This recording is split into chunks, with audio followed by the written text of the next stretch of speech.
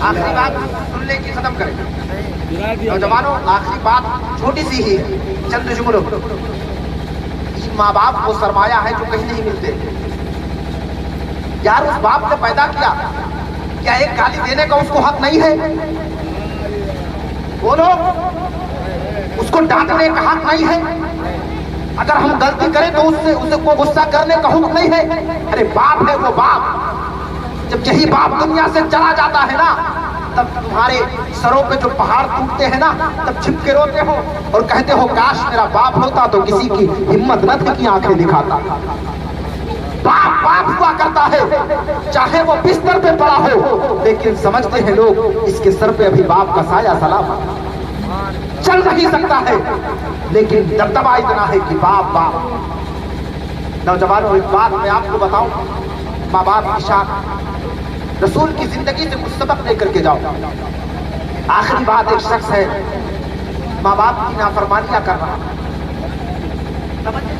چند جملوں کے اندر سب لوگ ذہن کو حاضر کرنا. آخری بات ہے نوجوانوں, خاص کر کے تم, اس لیے کہ اپنے ماں باپ کی عزت کرو گے, قدر کرو گے.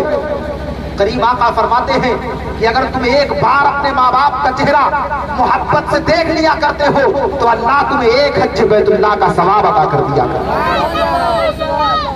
وہ حج مقبول کا ثواب جو اللہ کی بارگاہ میں قبول ہو گیا ہو, قبول ہو گیا ہو.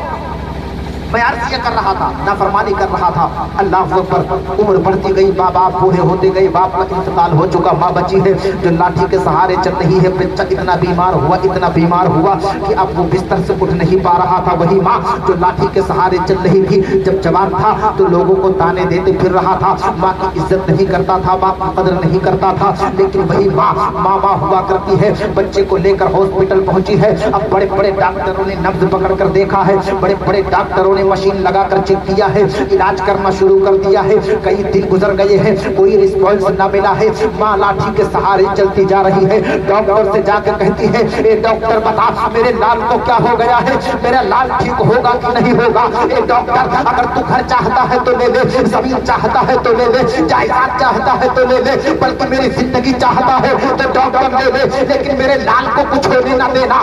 ماں لاٹھی کے سہارے چل رہی ہے, لیکن ڈاکٹر دیکھو ماں کا, ماں کہتی ہے ڈاکٹر باپ کا سایہ سر پہ نہیں ہے, اگر اس کا کوئی ہے تو وہ صرف ماں ہے. اے ڈاکٹر کو چھوڑے نہ دینا, جس چیز کی ضرورت ہو بتا, میں اپنا خون کا آخری قطرہ دینے کے لیے تیار ہوں. ڈاکٹر علاج کر رہا ہے, سارے تجربے لگا رہا ہے, لیکن علاج کارگر نہ ہو سکا. اب وہ سوچ رہا ہے نوجوان جو بستر پہ پڑا ہے, کاش ماں کی عزت کرنی ہوتی, کاش ماں کی قدر کرنی ہوتی.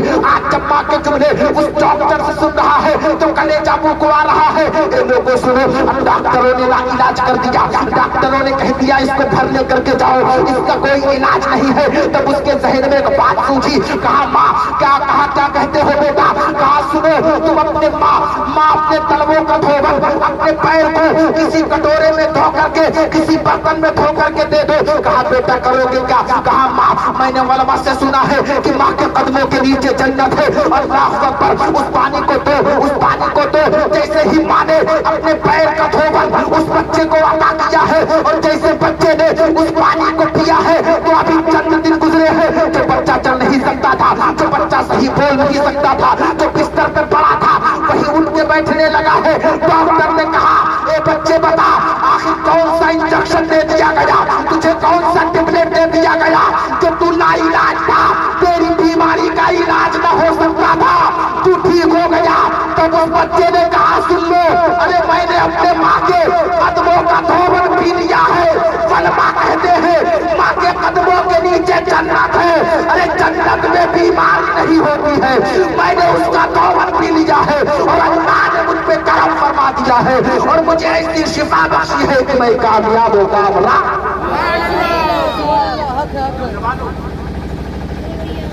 آج اپنی زندگی کو بہتر کر, یہ کہنے کی بات نہیں ہے, علماء سے پوچھ لو, جس بیماری کا علاج نہ ہوتا ہو اپنے ماں کے تلووں کا دھوبن تم پی لو. قسم خدا کی اگر ایمان مضبوط ہوگا تو تم پہاڑ سے سونا نکال سکتے.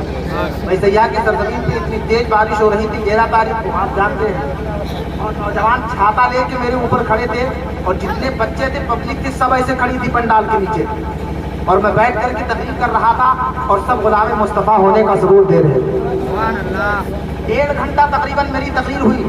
جب میں ختم کرنے کو آتا تو لوگ کہتے نہیں حضرت اور پڑھیے، ہم لوگ سب کھڑے۔ 1.5 گھنٹہ کھڑے ہو کر تقریر سننا، تو میں سمجھ گیا کہ واقعی یہ وہ غلام رسول ہیں کہ جن کا کوئی جواب نہیں۔ آج آپ بھی ثابت کر رہے ہیں یہی محبت مصطفیٰ کی چاہت اگر قبر میں کہتے سبحان اللہ کام آ گئی تو پھر بیڑا پار ہو گیا۔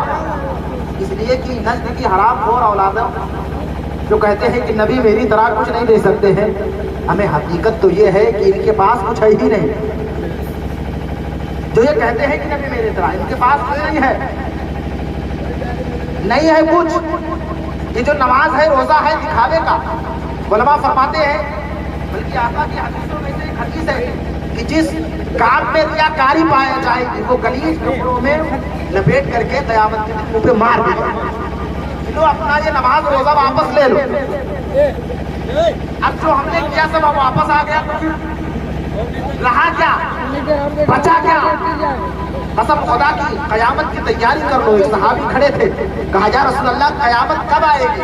کہا کیا تیاری کی ہے؟ کہا آقا حج کی سعادت تو نہیں ہے، نماز کے جلوے تو نہیں ہے، کوئی ایسی عبادت نہیں ہے، لیکن یا رسول اللہ آپ کی محبت میرے ساتھ ہے، آپ کی محبت میرے ساتھ ہے۔ تو کریم آقا مسکرائے اور فرمایا سن لو، اگر میری محبت تمہارے ساتھ ہے تو تم میرے ساتھ جنت میں تشریف لے کر کے جاؤ۔ اس لیے کہ نبی کی محبت اگر دل میں ہے تو تم ہر چیز سے پاک، اور جہاں اس میں کمی ہو گئی تو قسم خدا کی اس میں شیطان جب اپنا گھر بنا دے تو وہی کام کروائے گا جو خلاف شرع، اور خلاف شرع کرنے والا کام اس کو تو آپ جانتے ہی کیا ہوتا۔ آؤ نبی کی زندگی میں سے ایک ٹکڑا میں پیش کرتا ہوں، اس کے بعد اپنی بات ختم کرتا ہوں۔ وہ نبی کا دور، نبی کا دور اسلام کا ابتدائی دور ہے، ابھی چند لوگوں نے اسلام کو قبول کیا۔ تو آپ نے سنا ہوگا ابو جہل کا بات ہے، پہنچا تھا آقا کی بارگاہ میں، کہا میری مٹھی میں کیا ہے؟ آقا مسکرائے فرمایا میں بتاؤں تو کمال ہے یا جو مٹھی میں بتائے تب کمال؟ اس نے سوچا کہ یہ خود پھنس گئے، کہا ہاں میری مٹھی میں جو ہے وہ خود بتائے، آپ نہ بتائے۔ کہا اس کو کان کے قریب کرو، تو جو قسم خدا کی مٹھی میں کنکریاں تھی پڑ رہی تھی لا الہ الا اللہ محمد رسول اللہ، پھینکا کنکری بھاگا، سارے محمد کا جادو کنکریوں پہ بھی چل گئے۔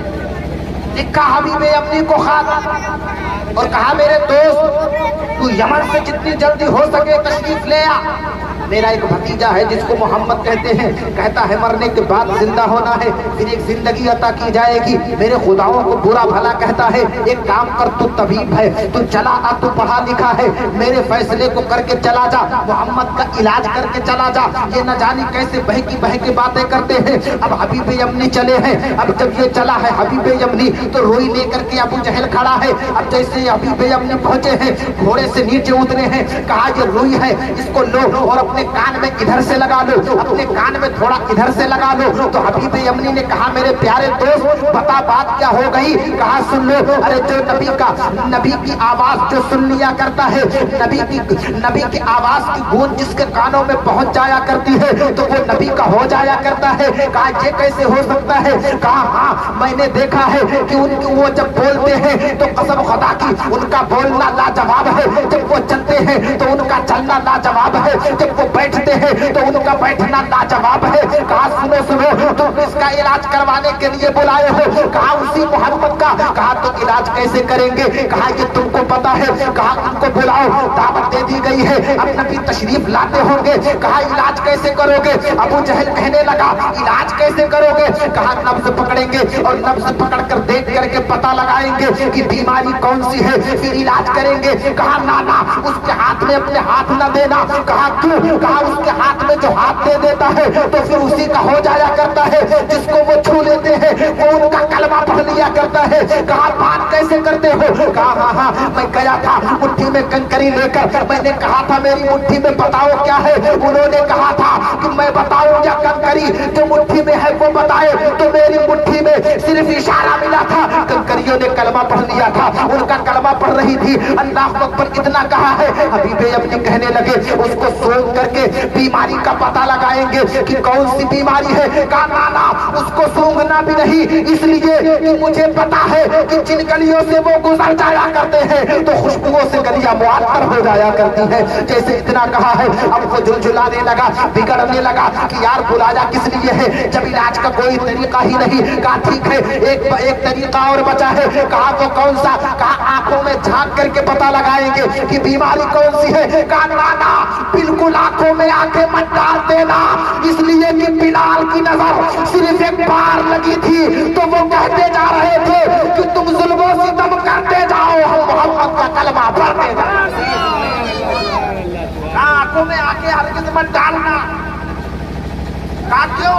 कहा बिलाल ने एक बार नजर से देखा था हुजूर को तो अब तक वो कलमा छोड़ ना पाए, मैंने जुल्म सितम के पहाड़ तोड़े, इतने पत्थर उन पे बरसाए, बर्फ गरम गरम सिल्लियों पे रख करके अल्लाह अकबर सीनों को दबाया गया, जबानें बाहर आ गई, लेकिन फिर भी नबी के इश्क से ना मुकरे, नबी का कलमा ना छोड़ा, तो उनकी आंखों में झांक करके ना देखना। अब और आग भगोला हो गया, उठाया अपना बिस्तर और कहा सुनो अब जब कोई इलाज का कोई तरीका नहीं है तो चल रहे हैं। अपना बोरिया बिस्तर उठाया और जाने लगे। हाथ पकड़ा अबू जहल ने, कहा सुनो अब उनको दावत दे दी गई है, उनको बुला लिया गया है, अब आखिरी बात मुलाकात कर लो तब जाओ। कहा ठीक है। ये लोगों इधर बड़े बड़े काफिर हैं जिनको दुनिया अबू जहल कहती है, अबू लहब कहती है, उतबा शैबा कहती है, ये बड़े बड़े काफिर अपने घर में बैठे हैं और प्लानिंग कर रहे हैं। अबू जहल ये काफिरों का सरदार कह रहा है कि सुन लो जब मोहम्मद दरवाजे पे कदम रखे और जैसे वो अंदर आए तो खबरदार कोई खड़े न हो जाना, इसलिए कि उनकी ताजीम के लिए कोई खड़े न होना, उनको उनका मजाक बनाना है। जब कोई खड़े ना होंगे तो उनका मजाक बन जाएगा। कसम खुदा की ये प्लानिंग हो रही थी कि उधर से नबी अपने घर से निकले हैं कि अल्लाह ने जिब्रील अमीन को हुक्म दिया है, ए जिब्रील जल्दी जाओ मोहम्मद के दरवाजे पे, जरा कह दो सुभान अल्लाह। आखिरी बात फरमाया जिब्रील, फरमाया जी रब्बे जलील, हुक्म मिला। कहा जल्दी जाओ। कहा हुजूर कहाँ जाना है? कहा तुम अबू जहल के घर चले जाओ। कहाँ चले जाओ? आखिरी बात है, अबू जहल के घर चले जाओ। कहा हुजूर तन्हा जाना? कहा ना ना तन्हा ना जाना, मेरा महबूब अपने घर से चला है, तुम अपने घर से चल दो। अल्लाह अकबर कितना कहा है, अल्लाह का हुक्म होता है जिब्रील तुम अकेले ना जाना, फरिश्तों को लेकर के जाना, और एक फरिश्ता उतबा शैबा के पीछे खड़ा कर देना, एक काफिर के पीछे एक फरिश्ता होना चाहिए, और तुम अबू जहल के पीछे खड़े हो जाना। कहा महबूब करना क्या है, ए खुदा करना क्या है, आखिर वहां पे काम क्या है? कहा जिब्रील तुमको पता नहीं है, अरे ये रसूलुल्लाह के दुश्मन ये बड़े बड़े काफिर मीटिंग कर रहे हैं कि जब मेरा रसूल आए तो किसी को खड़ा नहीं होना है। ए जिब्रील सुन लो, अरे ये वो महबूब है कि फानूस बन के जिसकी हिफाजत हवा करे वो शम्मा क्या बुझे जिसे रोशन खुदा करे। ये प्लानिंग तो हो रही है, लेकिन जब मेरा महबूब कदम रखे तो ए जिब्रील तुम इनका कान पकड़ के खड़ा कर देना, फरिश्तों को लेकर के जाओ। अब जैसे मेरा नबी चला है, जिब्रील अमीन चले हैं, आका करीम सल्लल्लाहु तआला अलैहि वसल्लम चले हैं, इधर जिब्रील अमीन आए हैं, अबू जहल के पीछे खड़े हैं, एक फरिश्ता बड़े बड़े काफिरों के पीछे खड़ा है। अब जैसे फरिश्ते इंतजार कर रहे हैं नबी का कदम, अब जैसे चौखट के अंदर पड़ा है, अबू जहल का कान पकड़ा जिब्रील ने और खड़ा कर दिया। अब जब अबू जहल खड़ा हुआ है तो उतबा खुद खड़ा हो गया, शैबा खुद खड़ा हो गया, अब तमाम काफिर खुद ब खुद खड़े हो गए। तो कोनी मार के कहता था अबू जहल यार तुम क्यों खड़े हो गए, यार तुम क्यों खड़े हो गए, तुमको खड़े तो ना होना था। मीटिंग यही थी, प्लानिंग यही थी। अल्लाह अकबर, जब महबूब बातें कर रहे थे तो तेरे आगे यूं है दबे लगे, फुसहा अरब आगे बड़े बड़े अल्लाह अकबर ये बातें हो रही थी, बातें सुनी जा रही थी। मेरा महबूब बोलता जा रहा था। हबीबे यमनी कहने लगे, हबीबे यमनी देखने लगे कि यार नबी तो सच्चा है, यार तो सच्चा है। अबू जहल कहने लगा, ए लोगों सुन लो, मैं जो जुमला देने जा रहा हूँ। कहा हबीबे यमनी ये कहते हैं मरने के बाद जिंदा होना है, खुदाओं को बुरा कहते हैं, खुदाओं को भला कहते हैं। हबीबे यमनी आगे बढ़े, चूंकि पढ़े लिखे इंसान थे। कहा यार ये तो बात सच्ची करता है, लेकिन मेरे एक सवाल है। सवाल ये है कि तुम सूरज को, अल्लाह अकबर, चांद को दो टुकड़े कर दो, मैं मान लूंगा कि अल्लाह के नबी हो। एक सवाल तो ये है, और दूसरा सवाल ये है कि सवाल भी आप करेंगे और जवाब भी आप देंगे, मुझे बताने की जरूरत नहीं है। अपने नबी का जलवा देखो। अब नबी चले हैं, जबले अबू कुबैस की तरफ बढ़े हैं। अब जब काफिर चलने लगे, अबू जहल चलने लगा, तो अबू जहल का चेहरा उतर गया। किसी ने देख करके कहा था, ए अबू जहल तेरा चेहरा क्यों उतर गया?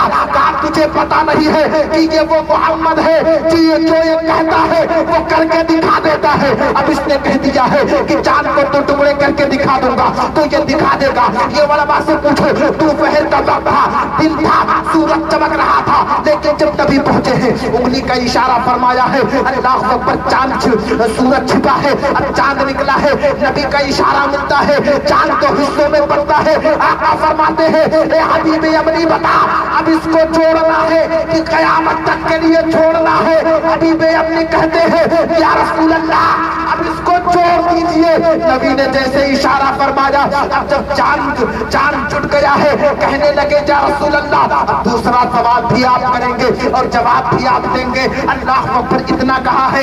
कहा हबीब यमनी सुन लो, एक बच्ची है जो माजूर है, जो तुम इलाज करा करा के थक गए हो, तुम चाहते हो कि अल्लाह उसको शिफा बख्श दे, कदमों पे गिरे और कहा मैं समझ गया आप अल्लाह के नबी हो, अपना कलमा पढ़ाओ। कलमा पढ़ के हबीब यमनी निकले हैं, अपने घर पे आके दरवाजा खटखटाया। वही बच्ची अल्लाह अकबर जो चल नहीं सकती थी, वही बच्ची जो देख नहीं सकती थी, वही बच्ची जो मासूर थी, दरवाजा खोला है, हबीब यमनी का चेहरा देखा। अल्लाह अकबर, देख के कहने लगे, बेटी मैं तो बड़ी शान वाला हूँ, जरा कह दो आखिरी बार।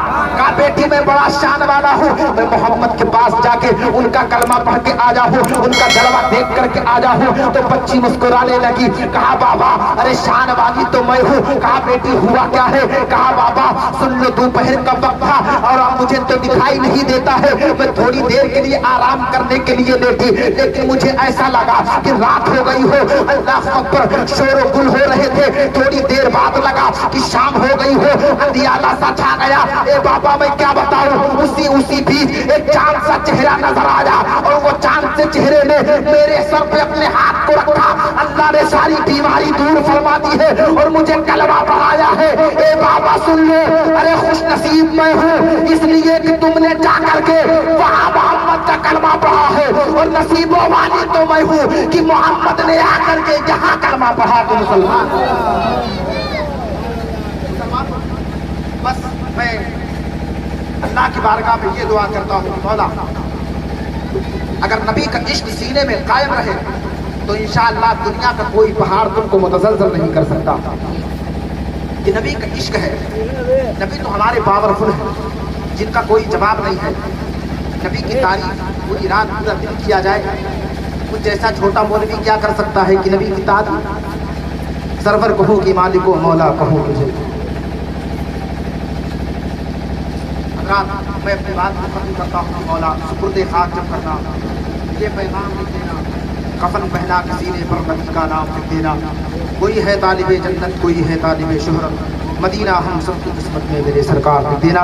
हमारे बोलने में कोई गलती हो गई हो तो परवरदिगार अपने हबीब की सत्ते में वाफदा फरमाए। वाखिर दावाना।